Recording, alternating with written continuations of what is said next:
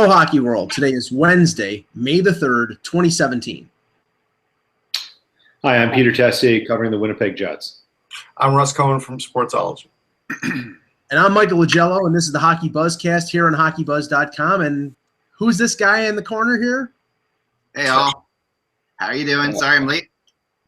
We just started, so you can say you're echoing.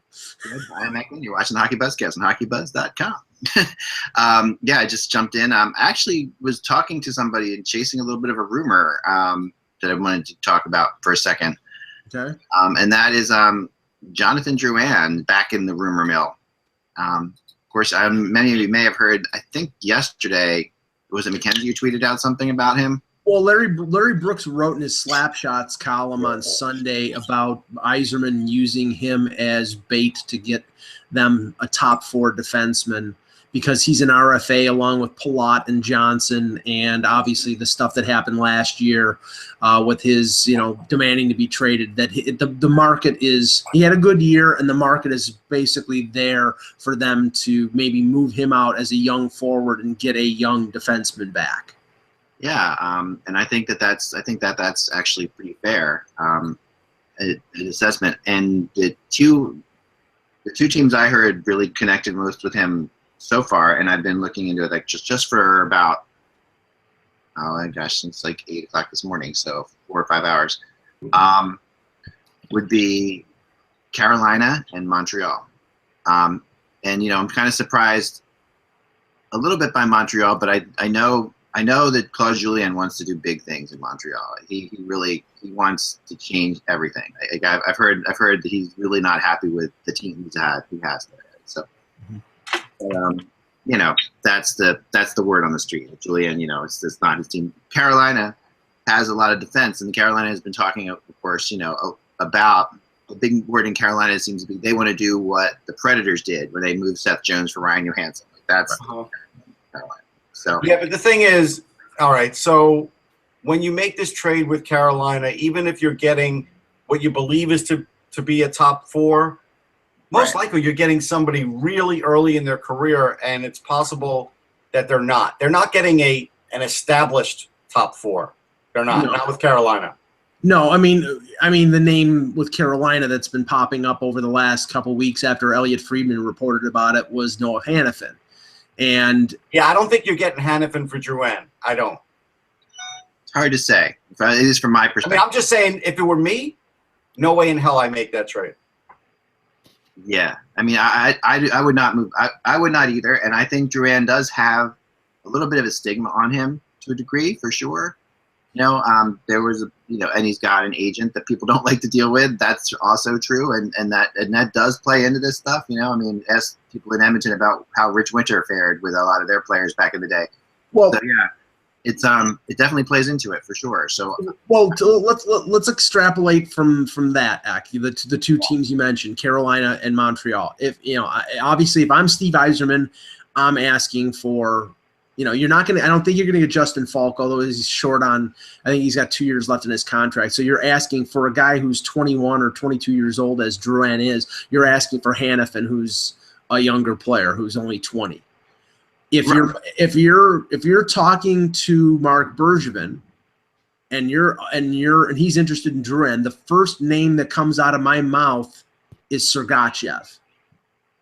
And if it's not Sergachev, then I hang up the phone because otherwise. No, I would disagree on that one, Mike. I think it would be Below because I don't think Claude Julien has meshed with Nathan Below. I kind of noticed that in the playoffs. So I think actually it would be him over Sergachev. I actually heard that name being mentioned. So yeah, but honestly, Russ, I like Nathan Beaulieu. I think he's a good defenseman. Yeah. But if you're talking about a guy who is a top 3 pick, who has shown. I don't think that matters anymore. No, I know it doesn't matter anymore. Once he's picked, he's picked. But I'm saying he's shown that type of ability in terms of being a top 3 or top 6 winger.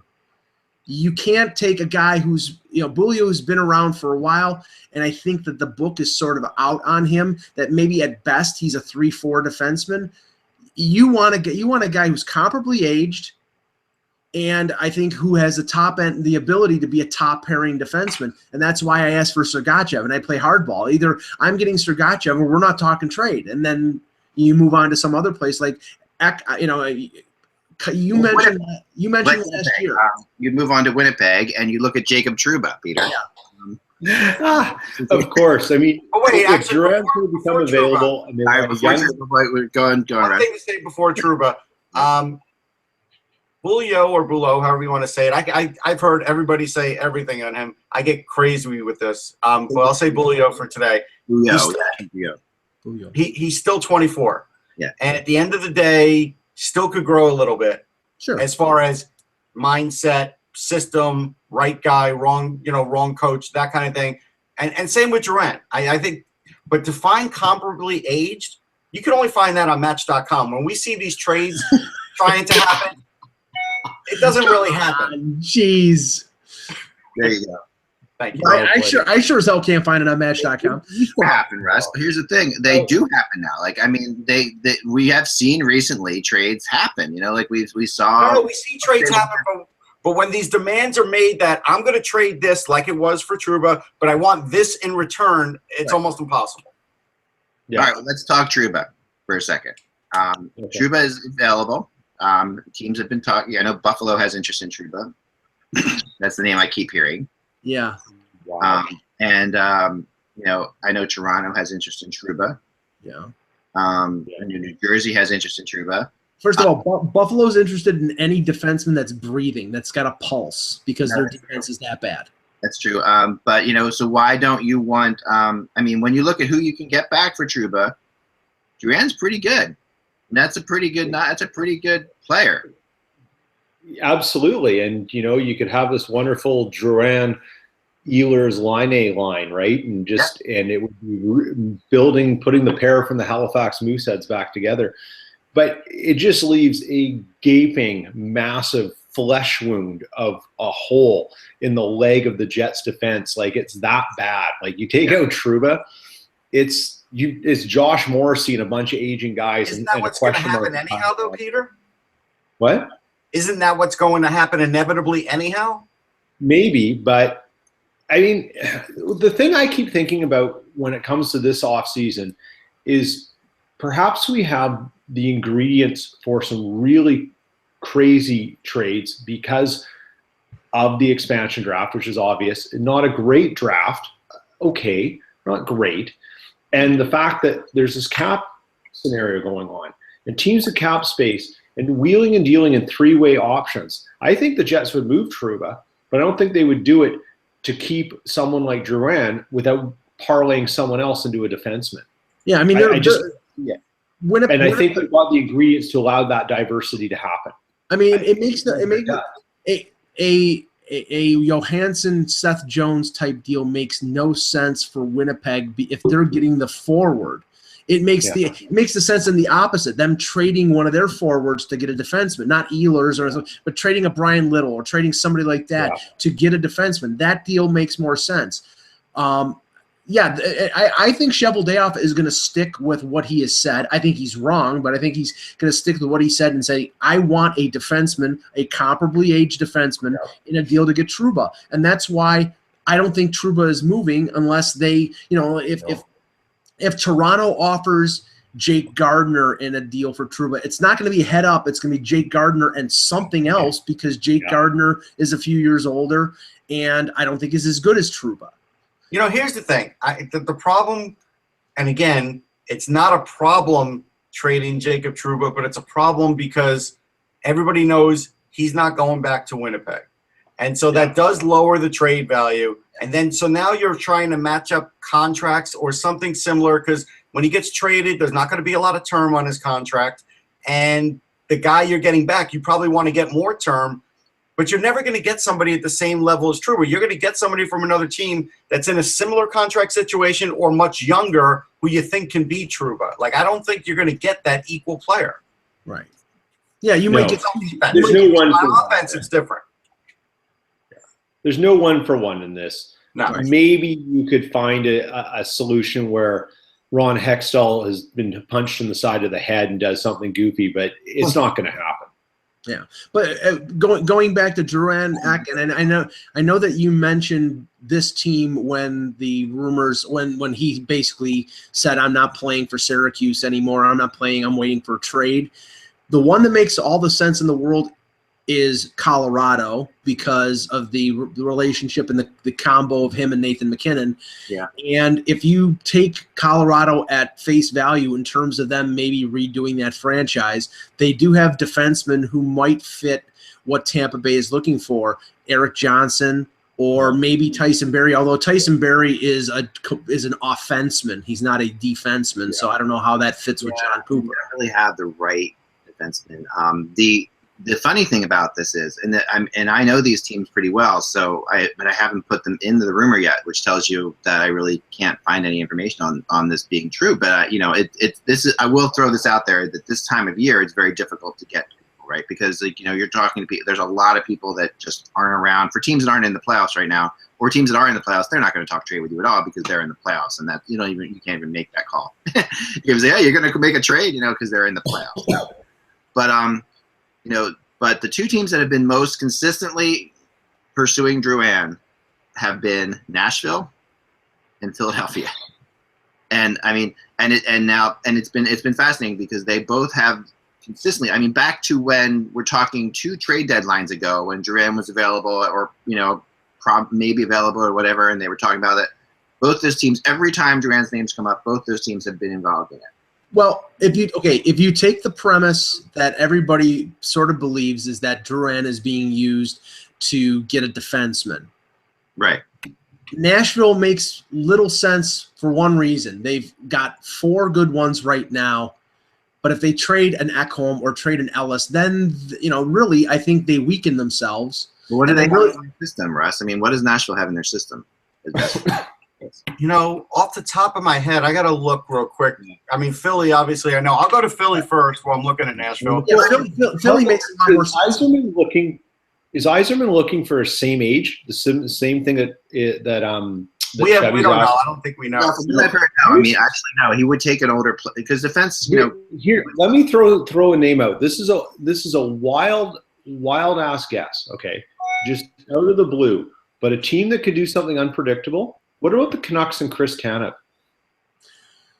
Yeah, but Chris Tanev, for lack of a better description, he's a defenseman. He's a defenseman, but he's a defense-only defenseman. He's not an offensive defenseman. He can skate, and he's had some injury problems. Honestly, I think the team that would I've been looking at scenarios for where Arizona trades Oliver Ekman-Larsson because I think they're going to before his contract is up. And that kind of situation makes a lot of sense because they need, they want young players to build around. Ekman-Larsson, I don't think is going to re-sign with them when his contract is up in 2 years. And you would go to a team like Tampa Bay where, you've got Hedman, you've got Strawman, you've got that Swedish cohort there. I think that would fit really well in Tampa. So here's who Nashville has. They have Jack Dougherty, who I like a lot, went in 2014, but he's just gotten through his first year in the A. He definitely needs another year in the A, but he could be a really good defenseman with some offense. Alexander Carrier played a little bit. He played 2 games this year. Again, he's a smaller guy at 5'11", has offense. There's no question. He could be like, Toby Enstrom, something like that. I don't think that's what they're looking for. And then when you go up, the next thing they have is Sam Girard, who's 5'9", but is a offensive wizard. And I don't even think Nashville would want to give him up because if at some point, if you want somebody to team with Ryan Ellis and have just crazy offensive skill, you would have that. So right. I think. Yeah, outside of the top 4, you're talking about Anthony Bitetto and Petter Granberg. And you're and Yannick Weber. You're not talking about defensemen who will solve the problem that Tampa is looking to solve with trading Drouin. You're looking for a top 4 defenseman, right? And you're looking for, and this is why I think Nashville's a better fit than Philly because I actually think that because I do think that like Peter asked the question, which was really appropriate, is what are they looking for age-wise? And Tampa's looking to win now. Like they are absolutely. Yeah. I would throw Ekholm into this conversation. I think that, I plus think it's possible. plus more than that, but like that's the kind of thinking that you're like, okay, Ekholm and a prospect or something like that.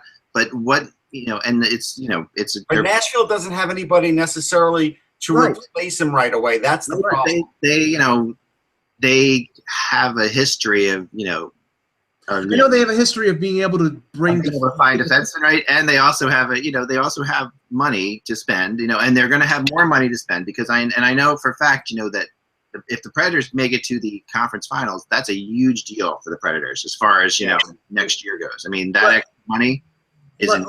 Let me throw out some wild speculation, and Peter, you're muted, so you have to unmute yourself.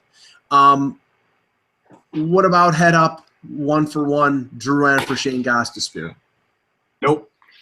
I don't think so. Gostisbehere is way popular here in Philadelphia, despite what happened this year. And I think that I honestly think that Hextall is more in danger than Gostisbehere as the year goes on if things don't go well next year. So I think Gostisbehere's.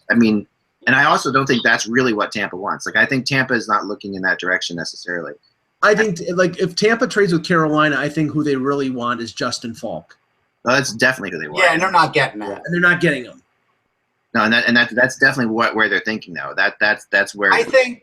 Look, if Philly were willing to trade Travis Sanheim, that could do the deal.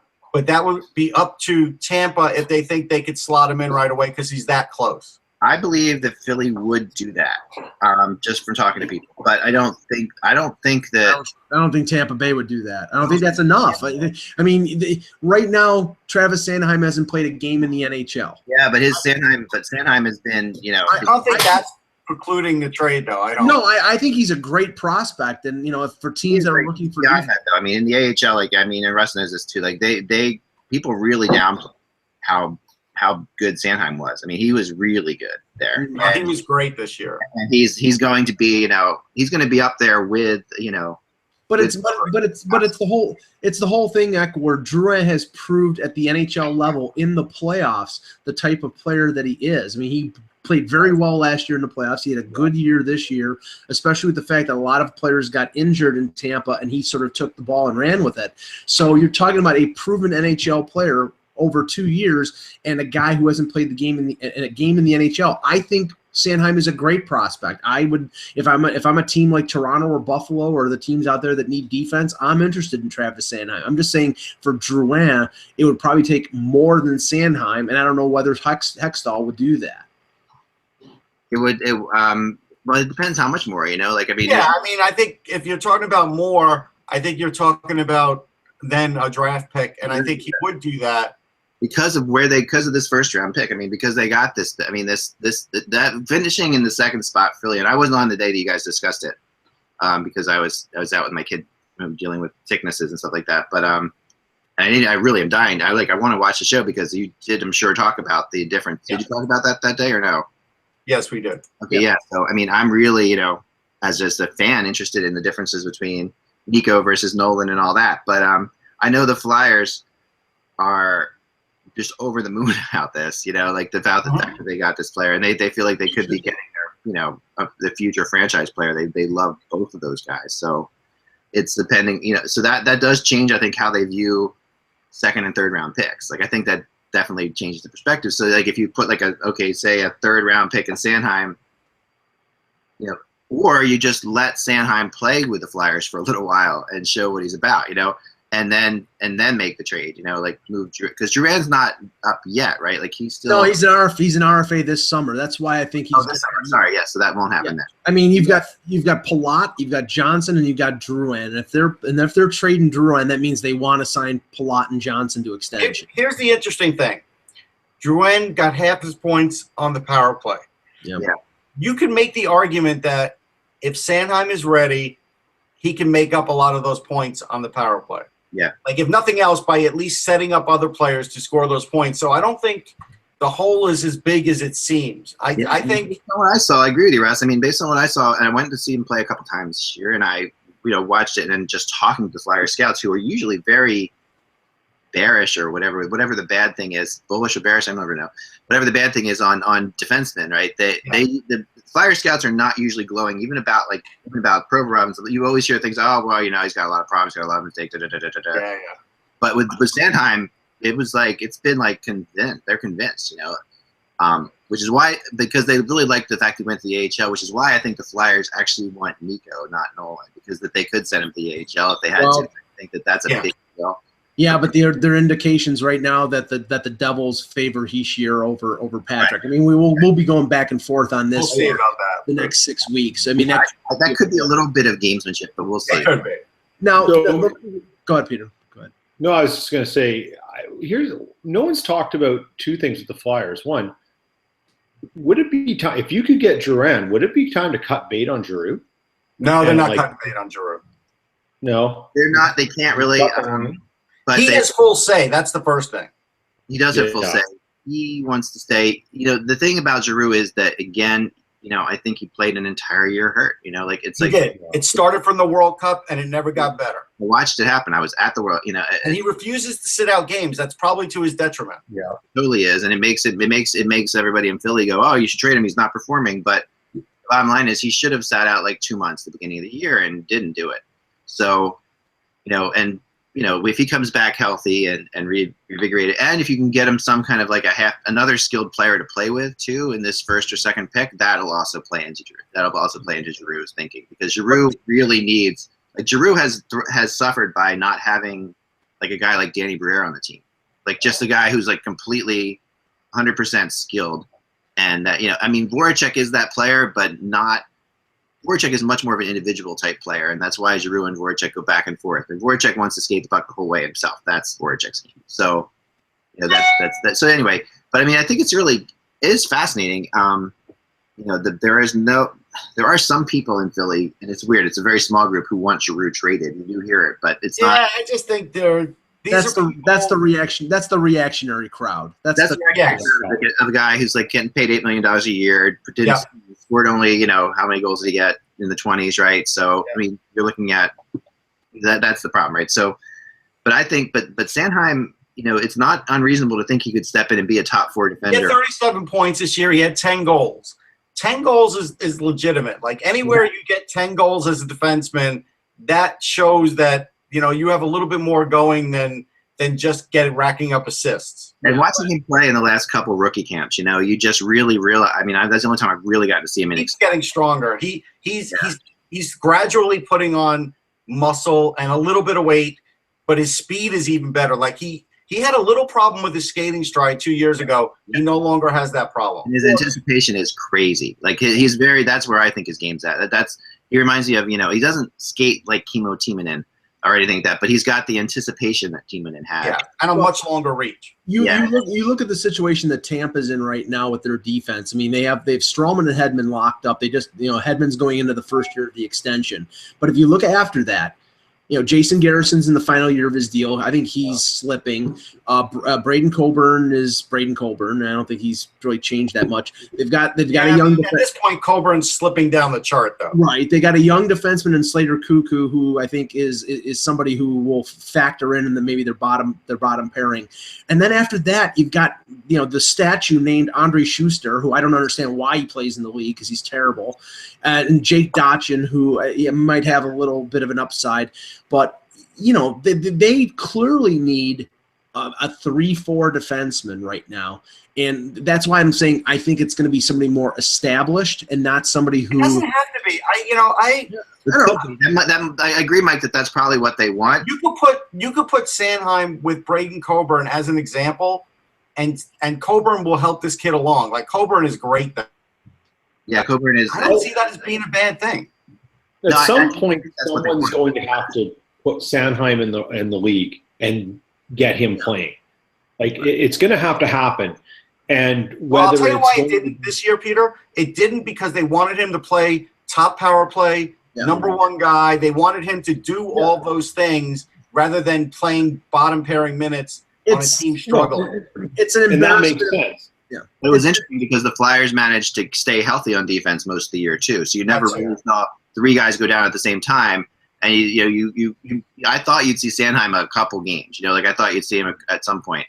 Yeah. But they just stayed healthy. I mean, but he's Provorov is. I think the way the Flyers see it, Gostisbehere is here, Provorov is here, and Sanheim's in the middle.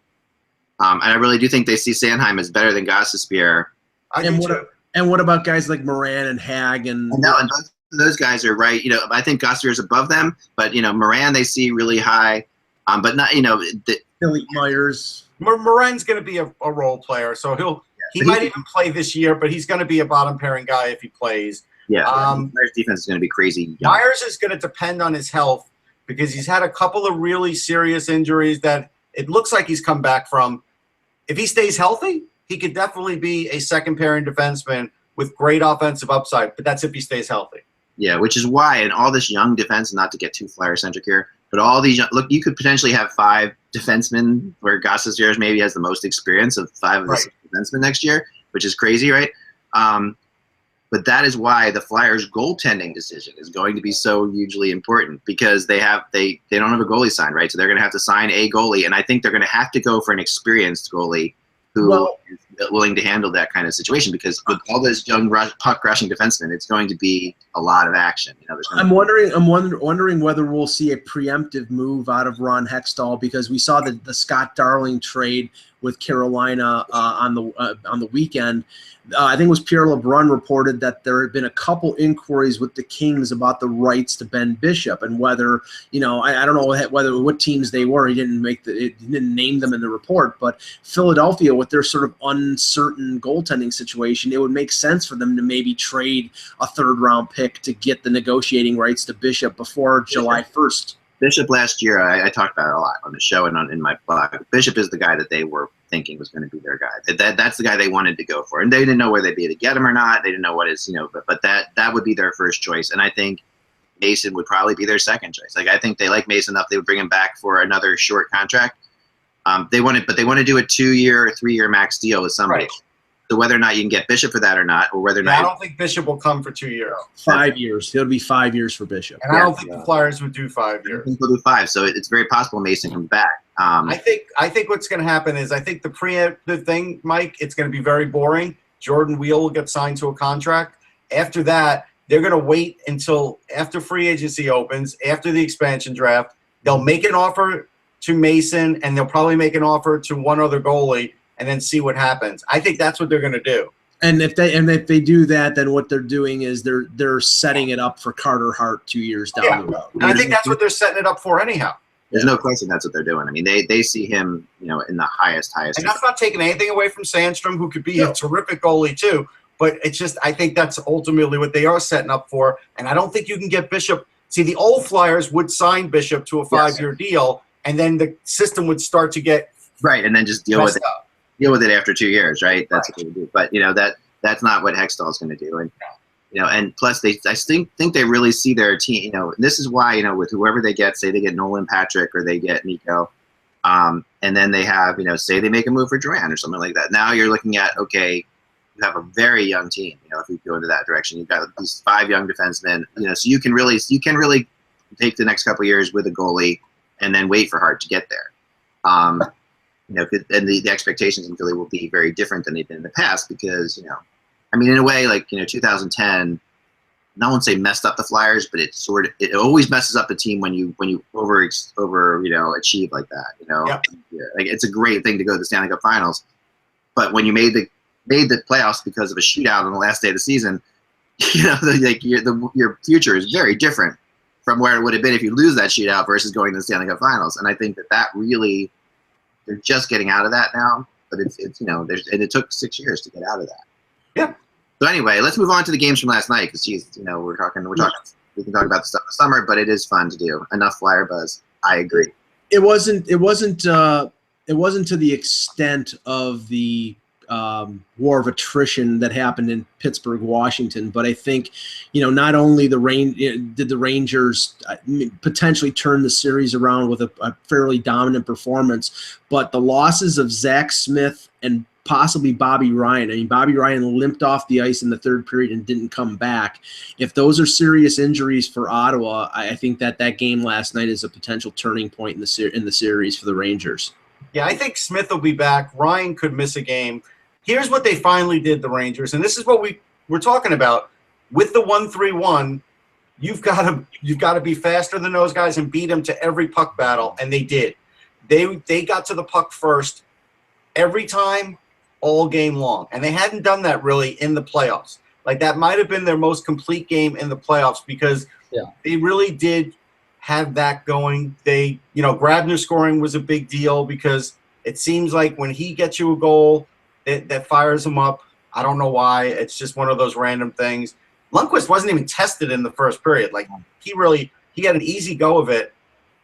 But after that, Ottawa did wake up a little bit. But now it has shifted to the pressure's on Boucher because now the Rangers have won a few at the Garden, so they've got the fans back. They've got their gravitas back a little at the Garden, and now Boucher is going to have to pull something else out besides the 1-3-1 because now the Rangers at least showed that they could beat that and they could beat it handily. Yeah. There was nothing Ottawa can do in that game. Like, there was never a chance that they were coming back in that game.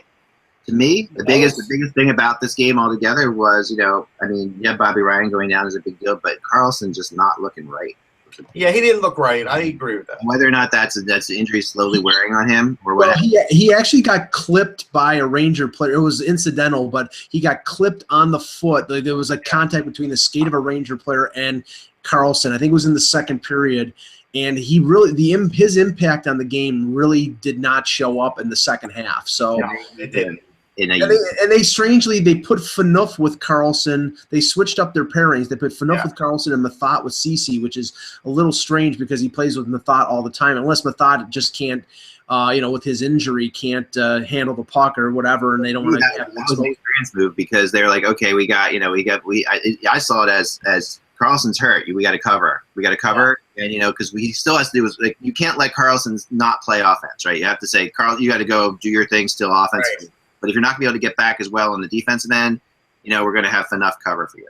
Yeah, and I think that's what they're going for. Hoffman and Stone were not as big of factors. They had some shots. But I'll tell you, the one guy the Rangers can't cover is Kyle Turris. Like, he's the one guy who's driving them crazy. And Peugeot. I mean, come on. Yeah, Peugeot still has a Peugeot is your 2017 come from out of nowhere player of the year. Chris Kontos and John Druce rolled into one. No, I've been a Peugeot. You guys know. I think I've been a Peugeot fan from day one. You bought a jersey, right, Ek? I have a Peugeot.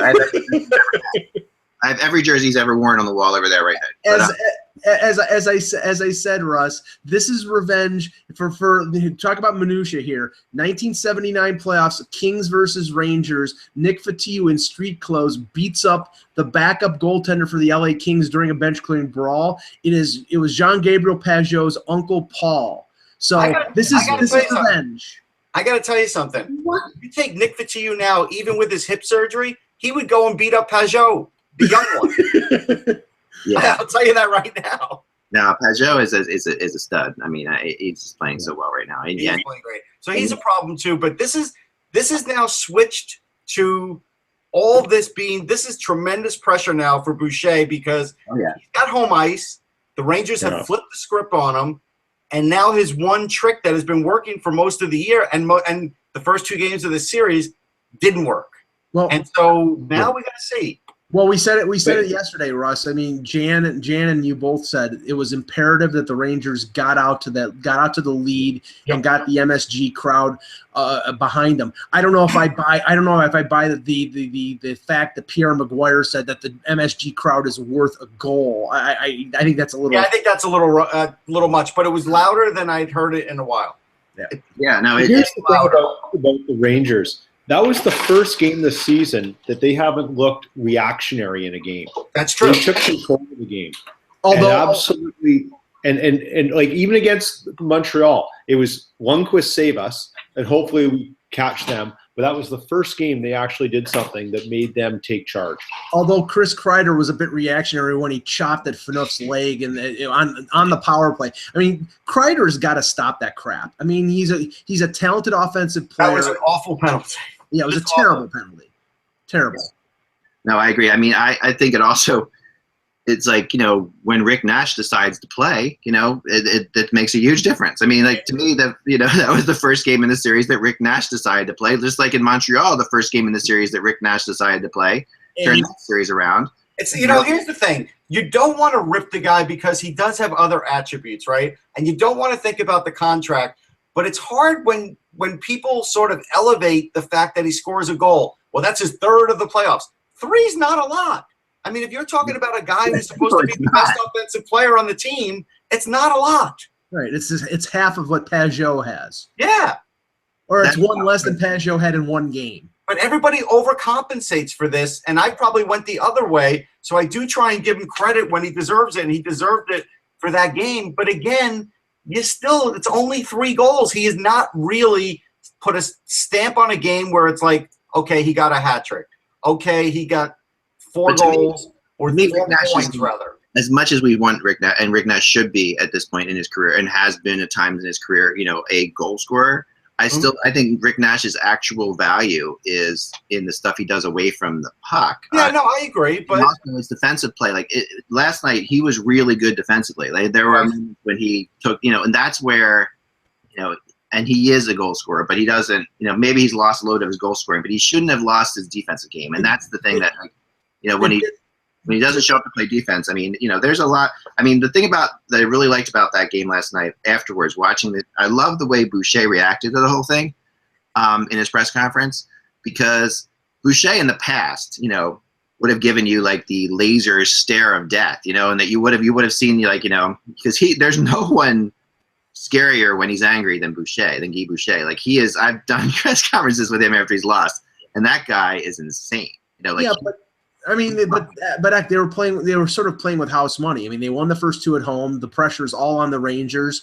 If the Rangers didn't come up big, then, he had complete control of the series. So, I mean, it's easy for him to say, well, that's a slap in the face or whatever statement he said. But, no. I mean, I think, the Senators had is when he said, listen, you can't manufacture desperation. He's like he's like, I'm sitting there, they have desperation, we don't. I mean, it's just, the bottom line is we talked about it all week, but you can't manufacture. And it's nice to hear a coach actually honestly say that, because you don't see that very often. Like coaches are always, the bottom line is sometimes now the thing is this, the way the momentum, and I do believe in momentum in the playoffs. I know a lot of people don't, but I do believe in momentum in the playoffs, and the way, but I don't always think it works to your advantage. Like the way this plays out here is the Rangers now, when they play the next game, which is what? They play Thursday, I guess? Thursday. Yeah.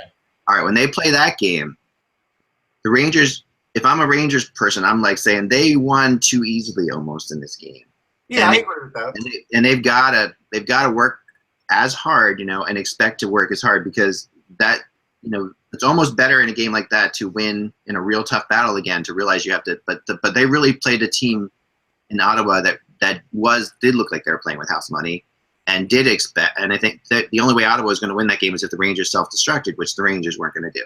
So now at the end of the day, it's 2 on Ottawa, and the Rangers can't have a bad game on Thursday. That's the thing. They can't. They could easily win this series in 6.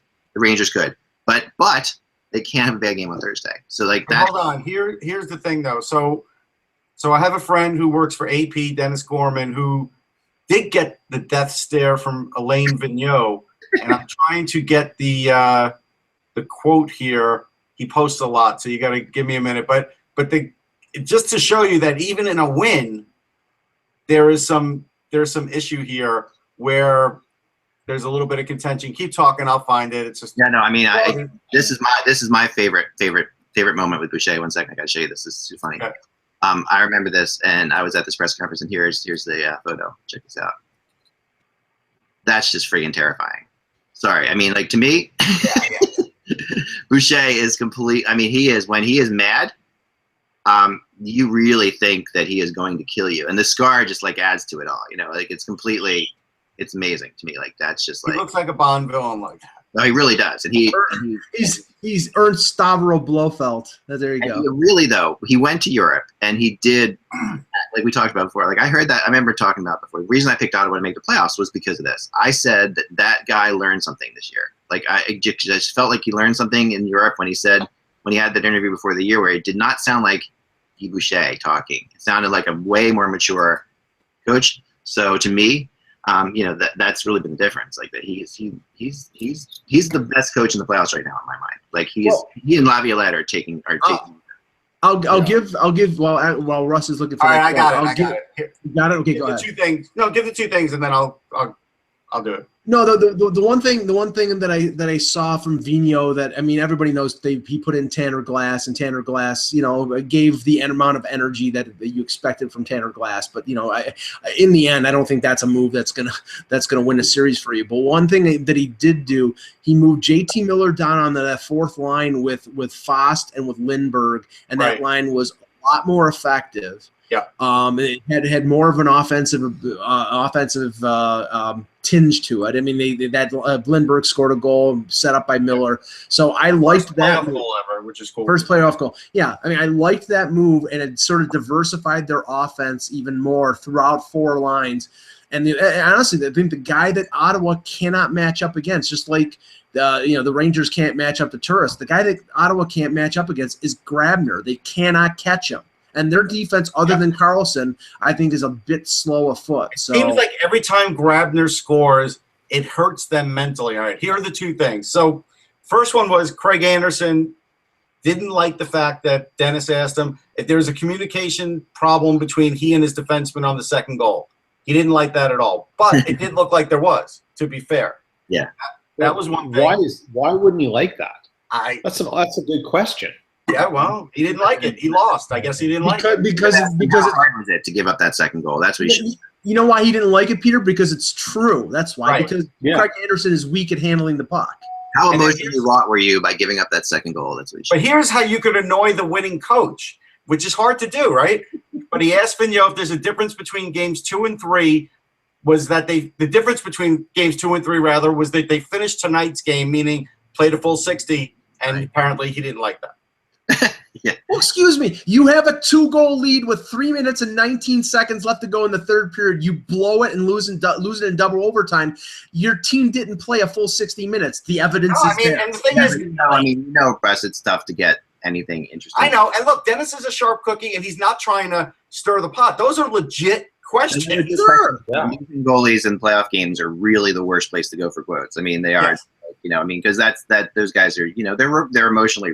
Actually, it's not true. Lundqvist, you could always talk to, win or loss. But you're right, as a whole, mostly. Pekka same way, but most of the time you get that for sure. Let's go on to Nashville, St. Louis, because Russ, you just get lost in Henrik's dreamy blue eyes. Come on. Yeah.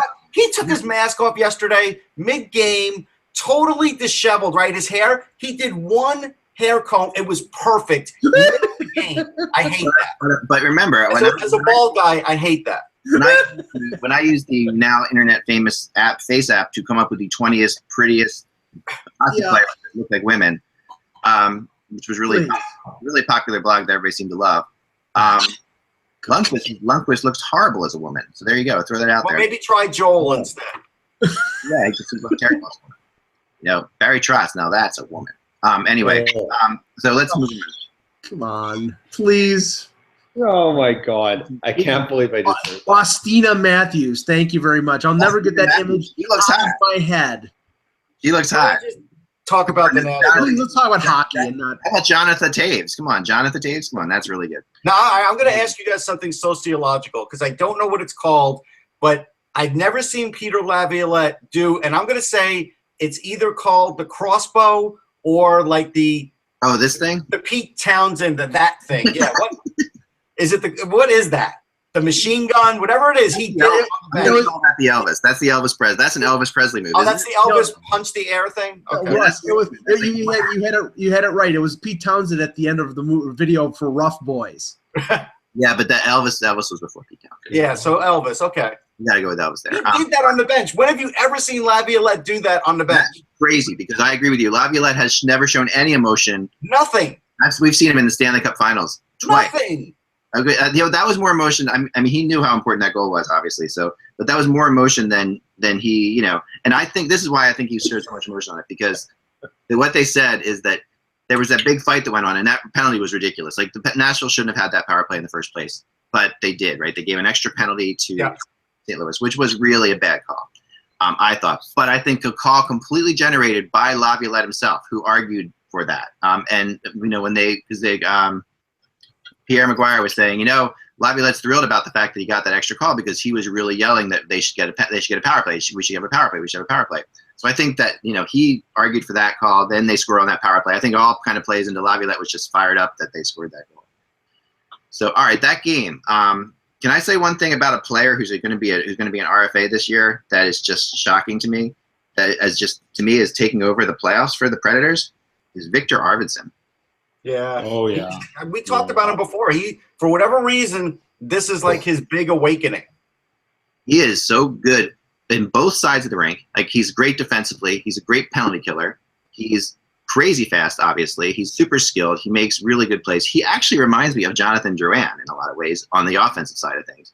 Defensively, he's way better than Drouin. You want to complicate things even further for Nashville, and I'm sure they'll worry about this after the playoffs and just accept all the success that they're having right now. Not only Arvidsson's an RFA, Ryan Johansson is an RFA. Yep. So you're talking. That's always fun. That's going to be a great time. We've had, like, how many blogs have I written about Ryan Johansson contract? I believe they'll get him signed.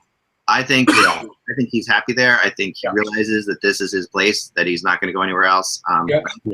But I do think that this is an example. Like, the Predators have a really solid contract system going right now, with the exception of PK Subban making $9 million a year.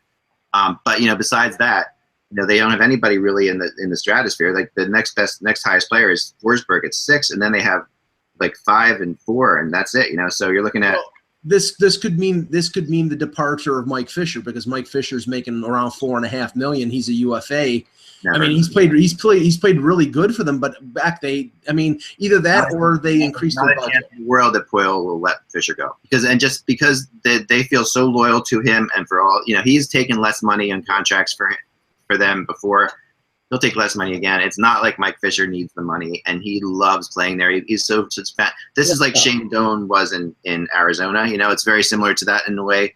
But here's the name that you need to watch. This is the name you need to watch for Nashville.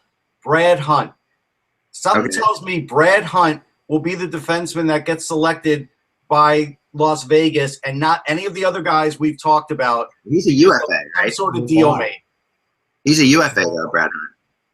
Is he a UFA? I don't know about that. UFA. He's a pending UFA. Yeah, I'm looking at it right here. If he's a UFA, then never mind. In Cap Central. Okay. I think Matt Irwin could get picked up. Like, they're going to make a deal so that they don't lose a defenseman. That's really what I think. That's exactly what's going to happen, Russ. They've got too good a defense core to mess with it. Yeah. I mean, So I think they'll go to great lengths. I thought he was the guy, but I didn't realize he's a UFA. The UFOs are Parento, and I'll let Parento go because he's not. Fisher, like you said. Harry Z is a UFA. Brad Hunt and Yannick Weber. Yannick Weber plays for them quite a bit too. But here's the thing. Wait, Brad Hunt may not be over with. Maybe they'll sign him before the expansion draft. That could happen. They sign him. Maybe they'll sign him after the expansion draft. No. They don't have to protect him if he's a UFA. No, they don't want him. They want him to go to Vegas, I think.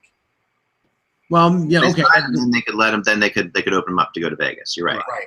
And that's possible. But if they sign him, they work out. Here's what I say: keep an eye on this, because if they work out a deal with McPhee, if you see them side Brad Hunt, then I think Brad Hunt's going to Vegas. That's what I think. Well, I think, see, this is one of the, not to get far afield here, but one of the things Vegas is going to do is they're going to make a ton of deals, not only because they can, but because it benefits them. They don't have to fill just a 23-man roster for the NHL. They have to fill a 25 to 30-man roster for the AHL as well. So you're going to see, and specific to a team like Toronto, you're going to see Toronto trade a kid like Josh Levo, who's an NHL player, to get Vegas to pick a guy like Eric Fair. You're going to have those kind of deals, so they get 2 for the price of 1, and the Leafs get to protect other players that they don't want to lose. That's the type of deals that are going to happen. And a deal like Hunt going and then picking somebody else makes sense. And George McPhee is going to get a phone call from 20 or 30 other GMs asking for that same deal. Yep. And, I mean, can you imagine what his strategy planning is like right now? I mean, it's got to be absolutely incredible. I mean, his whiteboard's going to make Steve Bannon's look civil. Don't go there. Wow. Yeah. No politics, One is please. a whiteboard on how to ruin America. The other one is how to build a hockey team. They're completely different. True. Yeah, Just, right. just build. No, the whiteboard to ruin America is at the Democratic National Committee. I think the Predators are doing really well. I'm gonna change the subject. No, I mean, I'm that was an incredible game. It was really, it felt like to me like both those goalies were we were gonna play all day. Like watching the game, you could see it from the beginning. But they obviously Rene made some great saves. Although Rene almost got caught at the end of the game a couple times doing his Rene thing, which is like Rene's problem is when he gets fired up and things get really exciting, he overcommits to things. He almost did that a couple times at the end, but they still managed to get through it because Ellis played out of his mind. And basically, yeah. So at the end of the day, it seems like the Predators. Do we think they're through? I mean, do we think that they're going to go through now at this point? I mean, I thought they'd be going through anyhow. Yeah, I did too, and I think that this is going to be tough for St. Louis to even take. I mean, for the Blues, this is a real uphill battle now. I do think Laviolette's unlocked Yarncroc. I do. I think he is getting the most out of him.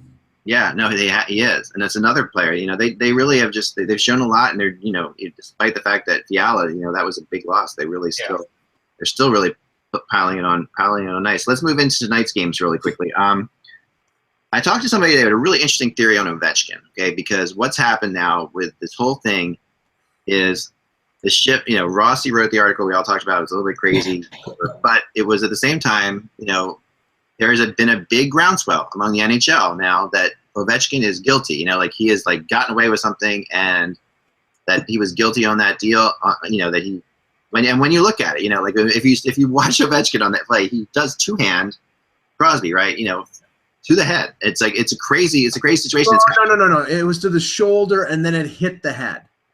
Yeah, but it's the shoulder's close enough when you're two-handing somebody to be. I agree. I've said that Ovechkin is a predator. I believe it. Yeah. And according to Elliot Friedman, there were players on the Penguins who had more trouble with Ovechkin's baseball swing than they did with Niskanen. So. No, and I think that's intensified. I think that's really intensified over the last day or so, and to the point where I talked to somebody who wonders if this will affect Ovechkin at all. Because there is one thing that I've seen in the past. Ovechkin doesn't love negative publicity at all. I don't think it'll affect him. I don't think it'll affect him. But I think he's just going to go out and do his thing. There's too much at stake. In the first 5 minutes, he'll still attempt to put somebody through the glass. Yeah, he has the ability. He has. And we'll see. But it's something to look for because there have been series past where Ovechkin, and when he's been called out for being dirty, has sort of retreated from his game a little bit. We'll see. I mean, the importance of this series overrides anything. This is legacy defining for Ovechkin at this point. Yeah. And he's got to get this team through this series and the next one. Yeah. And he should be playing that way. He should get dirtier, frankly. I don't know if he can get dirtier, Peter. Yeah. Let's start there. No, but you know what? He will. I agree with Peter. He's going to be even more of a bull in a china shop than he has been in the past because this is his opportunity. Without Crosby there, he has got to take the next level and try to dominate. And if he doesn't, honestly, right now the impression of Alex Ovechkin overall as a playoff performer, as a performer for Russia in the Olympics, is of a choker. And if he steps to the forefront and gets the Caps past this series, even without Crosby in the lineup, I think he cleans that away a bit. But if they lose, I think that's cemented. That's etched in his tombstone. Choke artist. I think it's a team thing. The choking thing is a team thing. I can't call the guy a choke artist when he's almost a point-a-game career in the playoffs. I can't. Yeah. And the Penguins have to be really careful about how they treat Ovechkin tonight. There's so much anger. There's so much intensity going on. That Ovechkin is going to get run tonight. There's no question about it. And maybe the refs will let that go a little bit because they realize what happened and they know what's going on. I don't think the Capitals on the power play tonight, the Penguins are in trouble. They can't. Well, there's no Sestito. We were wondering. There's no Sestito. Yeah. But here's the thing. Pittsburgh can't run Wilson. Leave Wilson alone. You're going to lose that battle. They do need to run one of their guys just to show them that you can't run roughshod over them. I think Jan was right yesterday. They're not going to run Ovechkin because that's like running into a Mack truck. You're going to run into you're going to work Backstrom and you're going to work Kuznetsov. Those are the guys that you can affect by being physical. And guys like affect the most by being physical might be Shattenkirk, honestly. And I said that yesterday, and it makes a lot of sense because you're physical with him. You neutralize his offensive game. One little note here because we mentioned it earlier. Bobby Ryan should be good for Game 4, but Zach Smith looks to be doubtful. Also, Anaheim Edmonton tonight. Patrick Eaves has a lower body injury. He is doubtful for tonight. And that's big game there, Anaheim Edmonton, because I think if Anaheim does the reverse of what Edmonton did, wins both in Edmonton, I think Anaheim's winning this series. I mean, right now, Edmonton's playing really well, but I still am questionable about Talbot and how many games he's played. And I still don't. The same. I will say that. Yeah, he did not look good in Game 3, and I think Anaheim really started to put the pressure on Edmonton's defense, and Edmonton's defense has played better than they have recently, but I still think they're not that great. Peter, how do you see this one playing out in Edmonton, Anaheim? I think Anaheim's going to keep pushing back, and it's going to be a tie series, and then all of a sudden the Oilers are going to realize, you know what? We're in a best of 3, and we only have one game at home, and now we got to win on the road 2 more times on the road, or at least 1 more time on the road, and it's going to get even harder. Yeah, I agree with that. I do. Here's the thing, though. Anaheim last year, you remember, against the Predators, they lost the first 2 games at home and won the next 2 in Nashville. This is how this played out, right? Mm-hmm. Of course, the Ducks lost in Game 7. The problem here is, this is either a 6 or 7 game series for the Ducks to win, right? So if it's a 6 game series, all right, maybe if it's a 7 game series, you're looking at the Ducks in a Game 7 again at home. That's like, and I know Boudreau's not there, but it doesn't much matter. It's like, to me, it's the same situation. It's like those on that team. I think it's different now. Yeah, I do. I think it's different, and you can say, well, Randy Carlyle's last Game 7 was around this time 4 years ago and didn't turn out too well. But Game 7's a crapshoot. Let's be real about that. Exactly. It is a crapshoot. Well, but it was a 7 game series. There's so many variables that go into a game of hockey, anyways. Yeah. Why not? But in theory, a better team will win more often than a less better team. But as you further in, the gap closes, particularly in the playoffs. So now you've got so many variables going on. Now you multiply it by potentially 7 games, and it does become a crapshoot. Odd things happen. Posts here, hot goalie there. That's just what makes it interesting. No, that's what makes 7 to 7 games. That's you either see 2 things happen in a series. You either see the obvious 7th game, or you see what happened like in Montreal, the Rangers, where a team just starts to take over, right?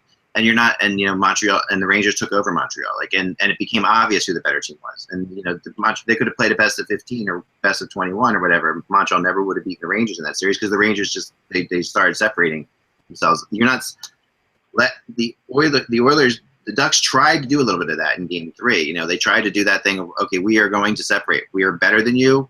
You're a great young new team, but we're going to show you why we are the experienced team. And you saw Anaheim do that.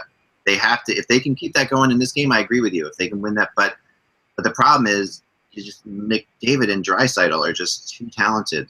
They really. They are, but here's the thing. I want to ask your feel of it. If you told me this series, you didn't tell me who was up or who was down, I would swear that Anaheim is up in this series. Right. I would. I wouldn't. Yeah. See, I would.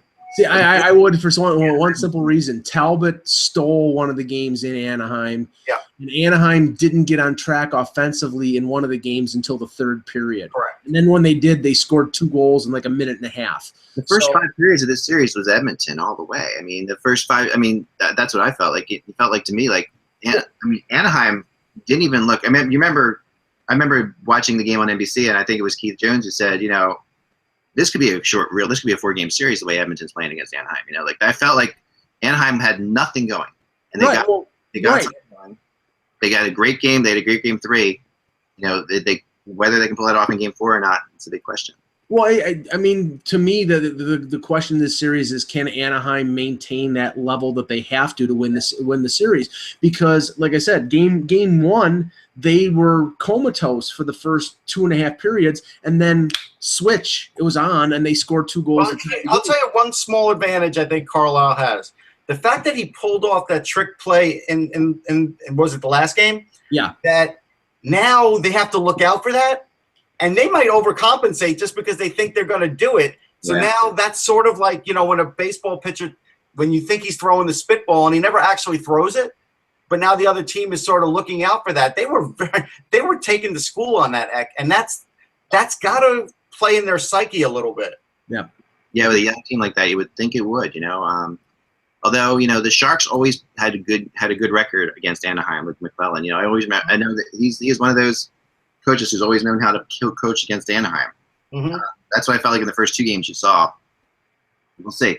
I think tonight's games are going to be both incredibly fascinating. I have a quick debate question because I talked about this with someone earlier, and we did talk about this 2 months ago. So now, as we get closer to the end of the season, before the expansion draft, I do think that there's a chance that Matt Murray is the guy that gets traded again. Yeah. And I thought that a few months ago based on a conversation that I had, and I'm thinking now that the chances of that have increased. I've heard this mentioned around here too, because Fleury has often been listed as a target for the Jets to solve their goaltending problems and to bring him in if they could get him and find a deal with Pittsburgh. But what happens if they go all the way? Right. And ride Fleury. No way, they go all the way. There's no way Fleury's going to say, "Yeah, go ahead, I'll leave." Yeah. There's no way. Well, the only thing that, from the Pittsburgh point of view, the only thing that's a question mark regarding Murray is the fact that in the 2 years that he's been in the NHL, he's been hurt 2 times. Right. And durability, durability is always a factor with players in terms of being traded or being kept. Now especially when you know that Fleury can still be an elite goalie, right? And you think Murray can stay at the height of an elite goalie if he's healthy. That is going to factor into it. And Russ, they have another young goaltender in the pipeline, and Tristan Jarry, who is, I think regarded, now he's not as far along as Murray, but is regarded as a pretty good prospect. Yep. So it's not like if they trade Murray, they're going to lose. They don't have somebody in the pipeline as a future potential number 1 starter. But this is every day that Pittsburgh gets another win, this becomes more of a reality in my mind. Mm-hmm. Yeah. The problem is that, there's a couple things. One, Crosby going down, the first thing I thought of, this is how stupid I am, because this is how much I have to think about trade rumors and stuff like that in my head, and this is how much I think about trades. The first thing I think about when Crosby's going down is this scenario with Fleury and Murray, because I immediately thought, okay, now maybe the Capitals come back and win the series, or they chase Fleury somehow. They score a couple goals and Murray comes back in, and then this is. To me, it was on more of a path of this before Crosby got hurt. Now with Crosby getting hurt, I think that could change potentially the way this goalie thing shapes out. But not if they win the series. I think Pittsburgh could still win the series. But if they win the series, they're still not guaranteed. To win, if they go out in the conference finals, then what?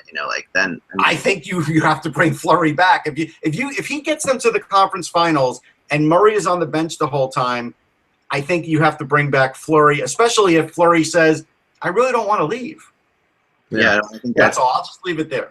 I think that's the case, and I think that Murray's teammates don't want to leave either, actually. So it's a mess. And I do think McPhee will really do everything he can to get Matt Murray, if that's the case. McPhee will try to make that happen somehow. Oh yeah.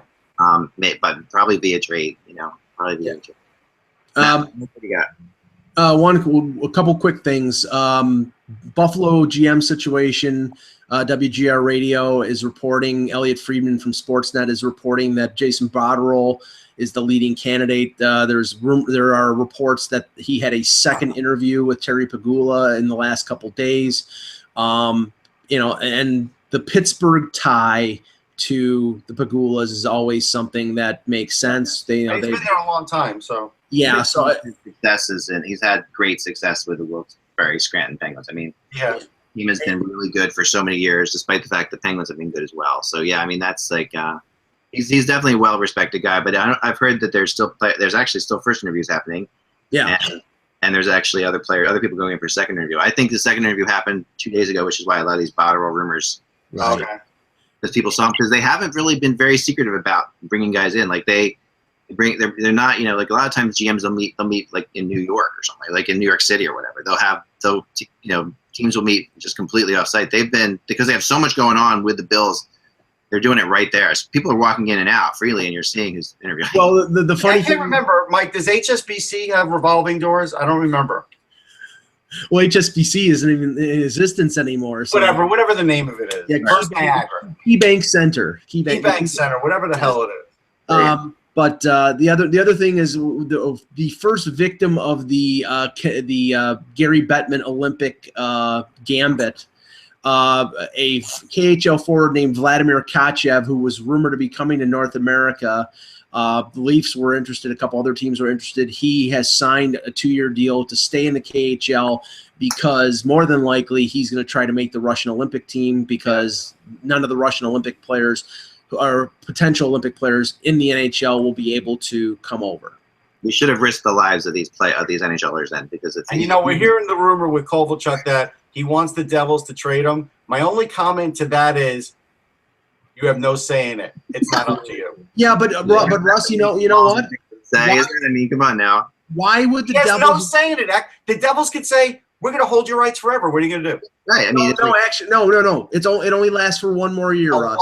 Then they can hold him for 1 more year if they want. Right. Okay, but you know what? It's a question of getting something for him or nothing for him. Yeah, but apparently he only wants to go to New York, so that's 3 teams, and he probably doesn't want to go to Buffalo. So now it's 2 teams. Yeah, it's Buffalo. It's the rate. It's and you know what? He wants to play. He wants to play with Tavares. Oh Lord. And the Devils aren't going to move him in the division. See, that's crazy. That's what I'm saying. So they may just let it go. They'll let it go. For him to come back, and then not have his agent figure this out already is incredible. I know. We talked about it a year ago. Kovalchuk, remember how it went out? I mean, Kovalchuk doesn't think really that far out. I mean, it's like. No, I know. You're the tape. Mike, I said a year ago he would be coming back. Remember? Right. But you're telling me that the New Jersey Devils would not take from the Islanders a defenseman like Mayfield or Pulak or they might not. Shiro might look at this as a, you know what? I can't make them better because it hurts me. It's not worth it. But Shiro knows that the Devils are 2 or 3 years away from being good. How much Kovalchuk really has to give still? I mean, it's like that's a big. Well, if he plays with Tavares, it could be enough that it gets the Islanders to a Stanley Cup. No. He could surprise us. But the point is, if Shiro gets to a point where Kovalchuk, let's say he goes to the Island, let's say he signs a 4-year deal, and in 3 years he's fighting to make the playoffs, and he's looking at Kovalchuk possibly eliminating his team in the playoffs, he's not going to feel real good about this. No, not if it's just for Scott Mayfield. No offense to Scott. I mean, remember Kovalchuk. I mean, the thing that really people I know people who are very close to Kovalchuk, and the bottom line is right after he retired from the Devils, within like 3 or 4 months, he was trying to undo that. I mean, it was just all kinds of great. He doesn't think too far out. It's like, that's all I can say. He's like really not that big of a thinker. So anyway, all right, that's all the time we have for today. Thank you, Peter, so much for joining us. Hey, pleasure to be here, guys. We're not doing a 2018 draft simulator? No, that's a great idea. No. Nope, we're not. We are not. We should do something like, along the lines of like. You have a pet frog in there with you, Ak? Is that what that is? My phone vibrating against my microphone. I'm sorry. Remember, without the buzz, it is just hockey. We will talk to you tomorrow.